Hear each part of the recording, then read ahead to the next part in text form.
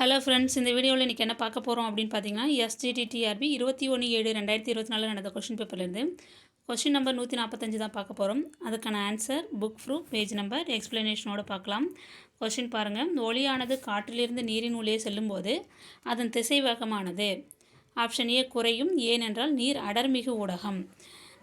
Option B அதிகரிக்கும், ஏனென்றால் காற்று அடர்குறை ஊடகம். ஆப்ஷன் சி குறையும், ஏனென்றால் காற்று அதிக அளவு தடையை எந்த ஒரு உருக்குலைவிற்கும் பெற்றுள்ளதால். ஆப்ஷன் டி அதிகரிக்கும், ஏனென்றால் ஒளியின் செறிவு குவிக்கப்படுவதால். இதற்கான சரியான ஆன்சர் என்ன அப்படின்னு பார்த்தீங்கன்னா, ஆப்ஷன் பி தான் கரெக்டான ஆன்சர்.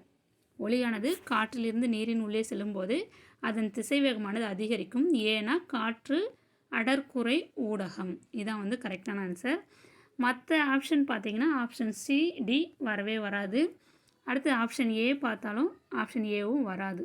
ஏன்னா அந்த இடத்துல குறையும் வரக்கூடாது, இந்த இடத்துல அதிகரிக்கும்னு வந்திருந்ததுன்னா நீர் அடர்மிகு ஊடகமாக தான் இருக்கும். ஓகேங்களா?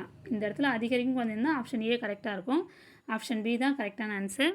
இது எப்படின்னு நான் சொல்கிறேன். என்ன அப்படின்னா, முதல்ல நீர் காற்று எது அடர்மிகு ஊடகம், அடர்குறை ஊடகம் அப்படின்னு நீங்கள் தெரிஞ்சுக்கணும். அதுக்கான ப்ரூஃப் என்ன எதில் இருக்குது அப்படின்னு பார்த்தீங்கன்னா, இந்த இருக்குது பாருங்கள். இது என்ன புக் அப்படின்னா 10th ஸ்டாண்டர்ட் புக்கில் பேஜ் நம்பர் 64 இருக்கும். அதில் பாருங்கள், அது ஒரு டாப்பிக்கில் தான் இருக்குது. ஆனால் உள்ள நடுவில் கொடுத்துருக்காங்க பாருங்கள், அடர்குறை ஊடகம் எது அப்படின்னு கொடுத்துருக்காங்க அப்படின்னா காற்றுன்னு கொடுத்துருக்காங்க. அப்போ அடர்மிகு ஊடகம் நீர். ஓகேங்களா? காற்றை விட நீர் தான் அடர்வு அதிகமாக உள்ளது. ஓகேங்களா? இது முதல்ல தெரிஞ்சுக்கோங்க. அடுத்தது இங்கே ஒன்று கொடுத்துருக்காங்க, இதை பார்க்கலாம். இது 9th ஸ்டாண்டர்ட் புக்கில் பேஜ் நம்பர் 96 இருக்கும்.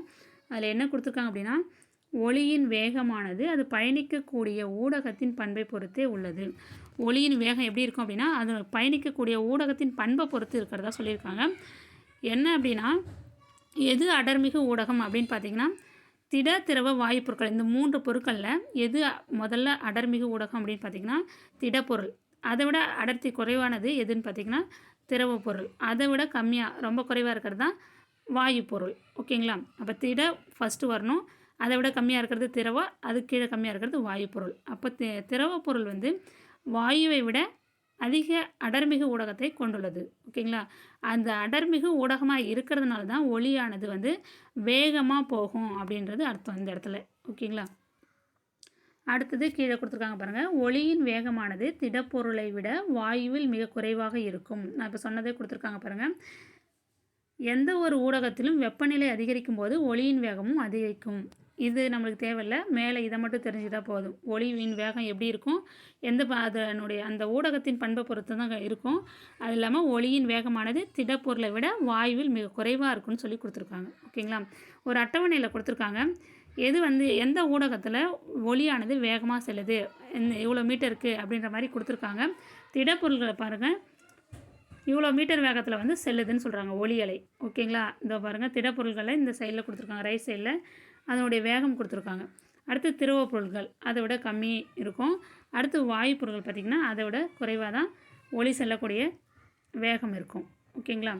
அப்போ வாயு பொருள்களில் அடர்குறை ஊடகம், திரவ பொருள் அடர்மிகு ஊடகம். அப்போ வாயு எது? காற்று. காற்று அடர்குறை ஊடகம், நீர் அடர்மிகு ஊடகம். ஓகேங்களா?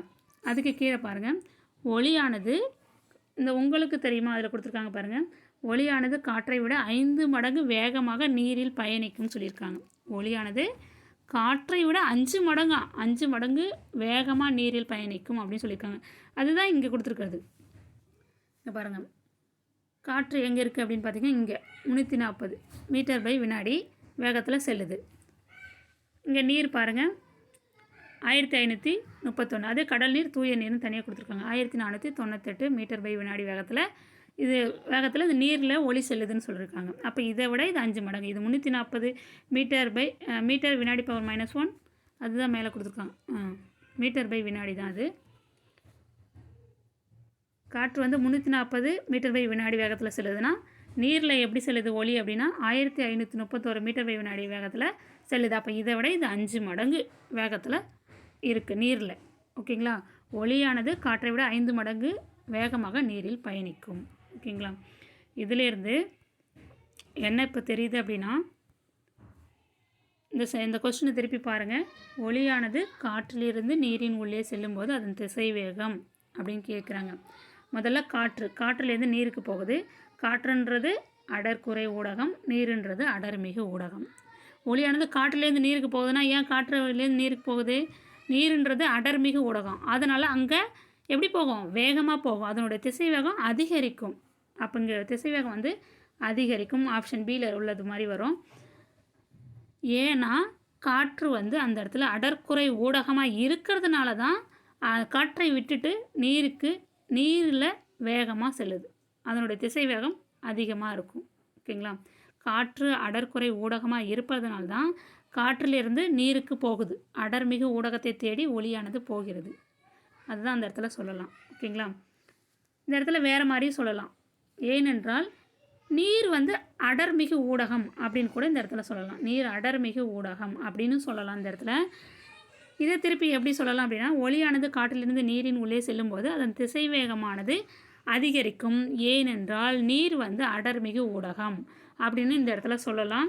அந்த இடத்துல அதுதான் சொல்லியிருக்கணும்.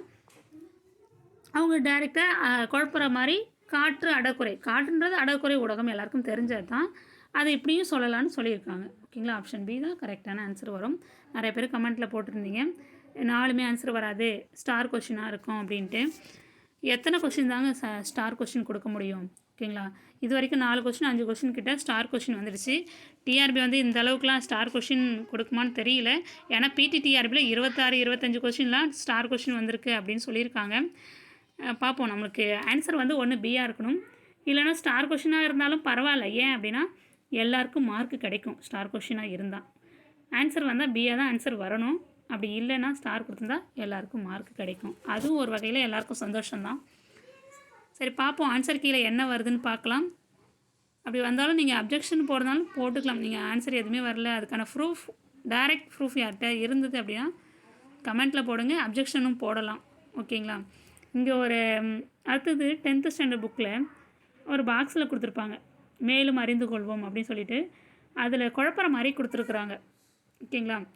என்ன அப்படின்னா, அடர்குறை ஊடகம் அடர்மிகு ஊடகம் என்றால் என்ன அப்படின்றதுக்கு டெஃபினிஷன் தான் அங்கே கொடுத்துருக்காங்க.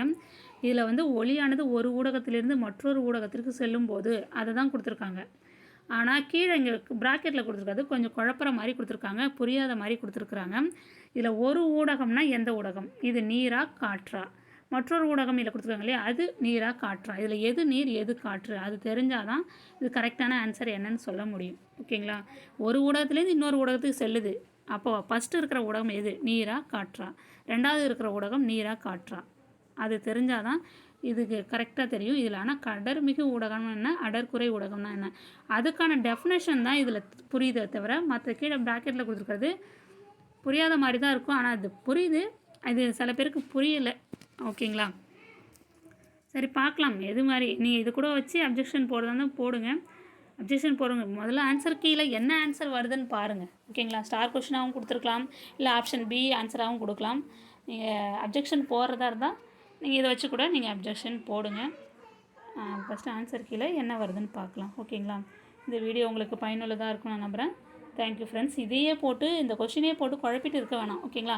அடுத்த எக்ஸாம் நோக்கி போங்க. அடுத்த எக்ஸாமுக்கு படிக்க ஆரம்பிங்க. ஓகேங்களா? இதிலே இப்போ டூ வீக்ஸாகவே இதிலேருந்து எல்லாம் படிச்சுட்டு இருக்கீங்கன்னு நினைக்கிறேன். இதே தான் எல்லாமே பார்த்துட்ருக்கீங்க. ஆன்சருக்கு இன்னும் வரலன்னு. அது வரும்போது வரட்டும், பார்த்துக்கலாம். நீங்கள் அடுத்த எக்ஸாமுக்கு ப்ரிப்பேர் பண்ணுங்கள். ஓகேங்களா? இன்னும் எவ்வளோ இருக்குது. அடுத்த எக்ஸாமுக்கு பாருங்கள். இந்த வீடியோ உங்களுக்கு பயனுள்ளதாக இருக்குன்னு நம்புகிறேன். Thank you friends.